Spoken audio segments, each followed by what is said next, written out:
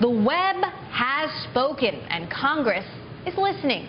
Controversial anti-piracy legislation has been postponed indefinitely in the wake of online protests from Google to Wikipedia.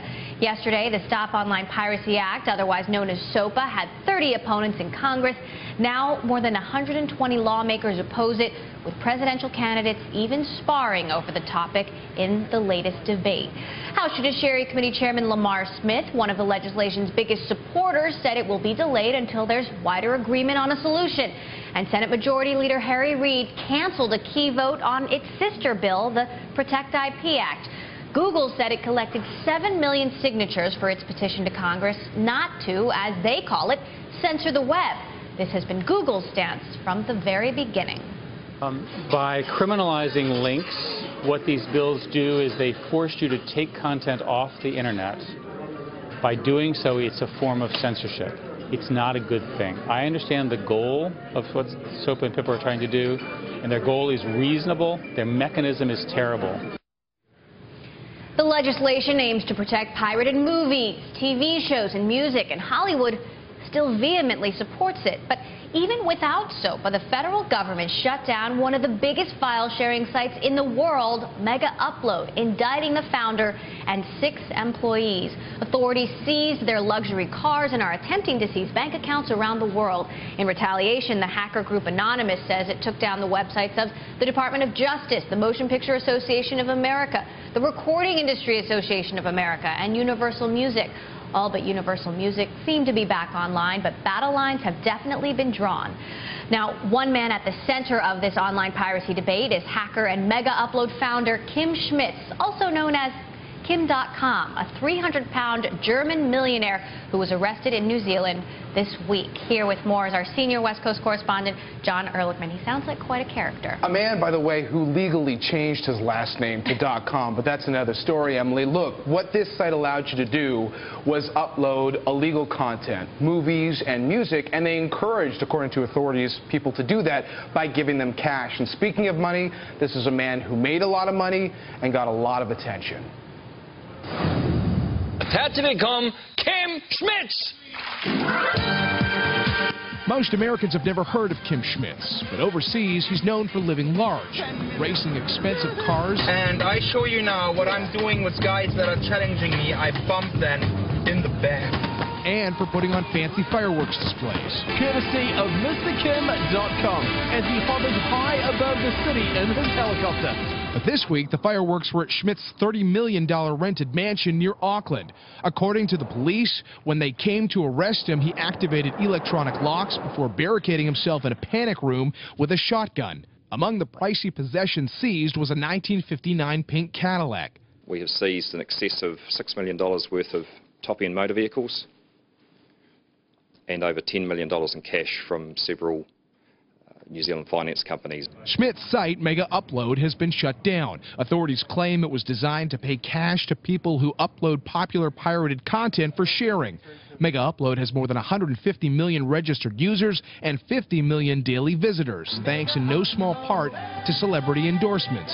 I use Megauploads, man. And I like to use Megaupload. Yeah, I like Megaupload.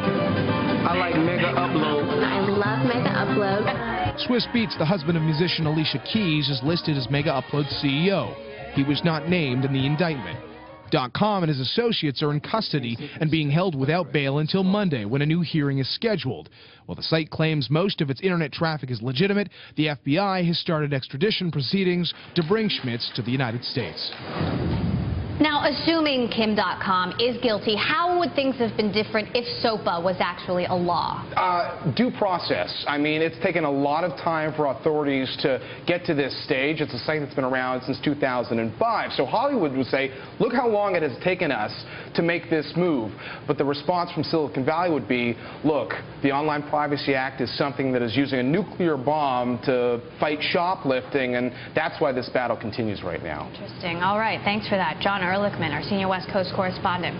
Now, the uproar over the Megaupload shutdown spread directly to Wall Street today. Shares of internet service provider Cogent Communications dropped nearly 19% after the FBI searched Cogent's Washington headquarters. But was the big move in Cogent shares warranted? With the company news behind that stock on the move, let's head out to our Bloomberg West editor-at-large, Corey Johnson. And Corey, what exactly is the relationship between Cogent and Megaupload?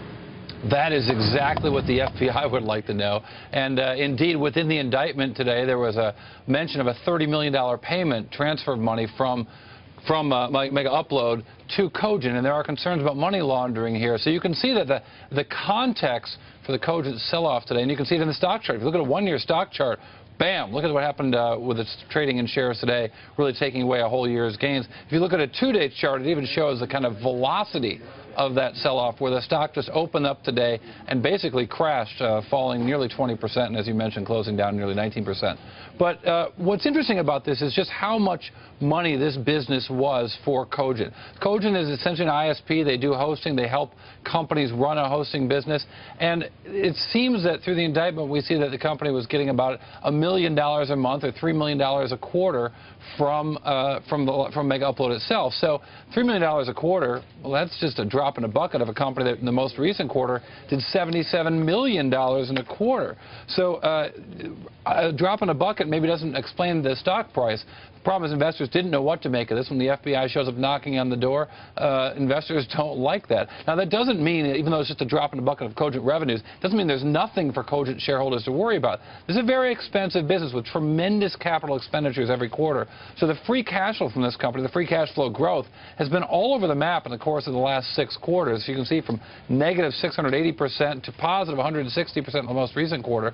So understanding how much money this business can make might be a greater concern. But the loss of the Megaupload business, one analyst compared this to stepping on a balloon, that any loss of a Megaupload business is just going to go to some other site somewhere, and that site may very well be relying on Cogent Communications. Emily? Corey, are we expecting any other businesses to be impacted by this whole Megaupload takedown? Well, you know, that really is the question here, is that business going to just go to some other site? That is the Internet so fluid and so dynamic that the illegal business of downloading copyrighted material could just go to some other site somewhere else with another similarly offshore basis of their business, or at least or the registry of their business? Who knows? But as far as it goes for Cogent, I think what we see is that they're benefiting from the rise in this outsourcing and this offloading of content, whoever is getting it. Thanks, Corey. We will continue to follow this story as it develops.